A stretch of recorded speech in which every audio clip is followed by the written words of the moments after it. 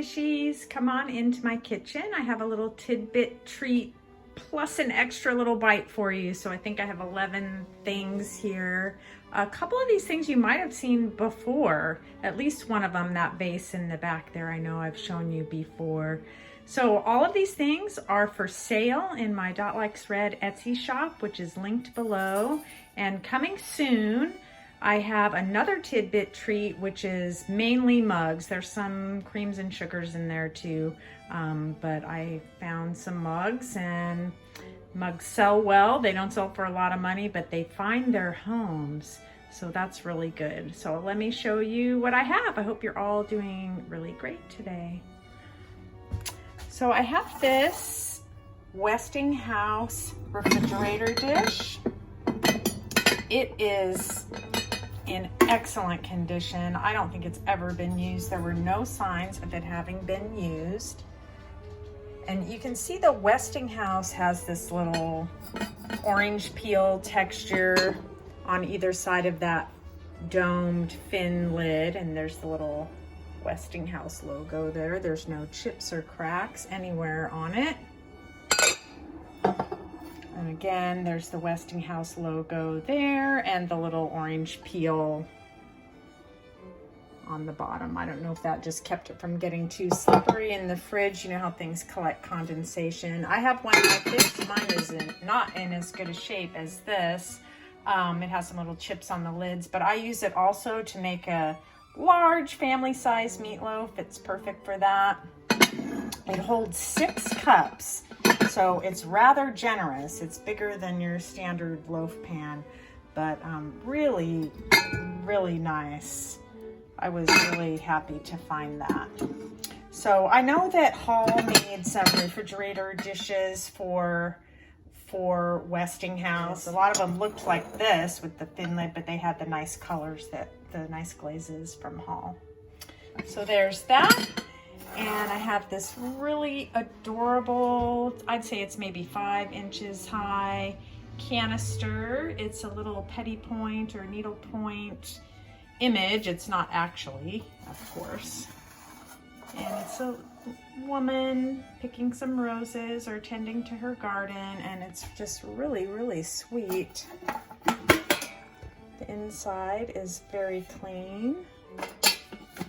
There were no labels or anything on it. I don't know what was in it, if it was candy or toffees, or there's something familiar about this canister. So I don't know if I saw it around in the 70s when I was growing up. I don't know. Let me know if you know. It's very, very sweet. And in the back here, I'm gonna just bring this forward, is this cute little ceramic teapot. And it's made in Japan, probably in the 40s. And it's made to look like the beautiful Bellique porcelain.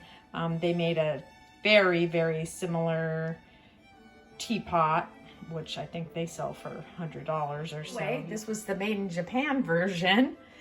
And it was so cute. I couldn't leave it there. I couldn't leave it at the thrift store. And it was pretty dirty. I think it had the, 70 or so years of dirt and grime on it. There's no cracks. There's a little chip, which I'll show you. You can see that. Made in Japan right there. And the spout has some little chips on it. Just some little flakes off the edge there. They don't go down inside. You can see the little filtering inside. So it will work just fine. I filled it with hot water and it held just perfectly.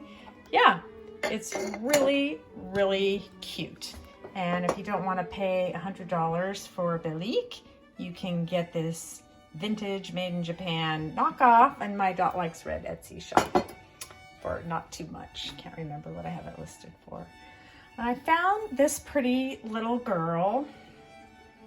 She's a little Christmas doll figurine, and she's writing out her Christmas cards, as you can see, with her little quill and her little poinsettias, and they're kind of cascading down her pink gown there. And she just have the sweetest little face.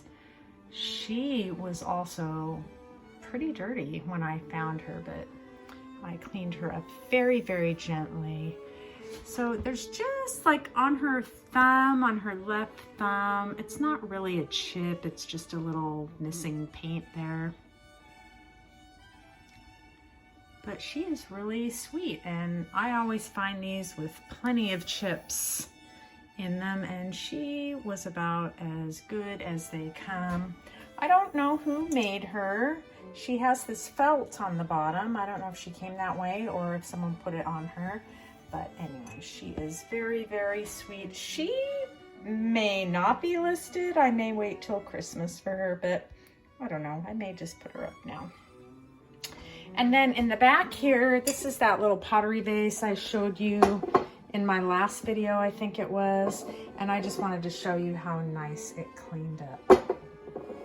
So the inside was pretty grimy and it cleaned up really nicely. So that is also available. And then I have this sweet little Chicky, just glass, just clear glass. I put an egg in it. I don't know if it's an egg cup. I would think that it is. I think that Indiana Glass made these, and they made them in different colors. This was just a crystal colored one. Yeah, like the hen on nest. I don't know if it came on anything. This one didn't. Anyway, had a little egg there. I put the egg there. You can also, put a little candle there if you wanted. Sorry for my lovely camera work here. You could also put a little candle in there if that suits you better. And I found this little vase. It's just a little bud vase. It's probably about 3.5 inches high there, and it is Occupied Japan. I've seen this little stamp on other Japan pieces. Have you seen that before? And you can see that it says made in Occupied Japan. And there is that. It has a little gilding on the edge. It was in good condition. And I found this Japan piece too. I thought he was really, really beautiful, and I just couldn't leave him. I know there was only one, and I don't know if someone might want it that collects made in Japan. He looks to be a napkin ring, but isn't he pretty? I just love these old Japan pieces. You could put your mask in there. You can just, you can say, that's mine. That's where I keep my mask. Anyway, just a thought, just being silly. And then these were so cute. I just had to grab these. These are little cocktail Pics, and you can see they have little fruit on them, and they're metal. The fruit on them is metal, and they're in this little case, which is a little worse for wear, but that would look great in your mid-century home bar. Take them out of that case, but those are really cute. And then of course there is the GE mixer. You see it there in avocado green, everyone's favorite 70s color. Sorry for the glare there. And I have it plugged in just to show you that it works just fine. There it is. It's the 3-speed there. Yeah. And there's the beater ejector there. So there is that. It's in a little bit of rough shape. There are some scratches on it, but I still thought someone might like it. I have a good price on it. And it does have a little bit of melted area there. So no, she's not perfect, and she was used, but there's no major flaws in it. Well, I guess that little melted spot. And then if you need some ideas of what to make, you can go right to the little Betty Crocker recipe file, and this is all complete here.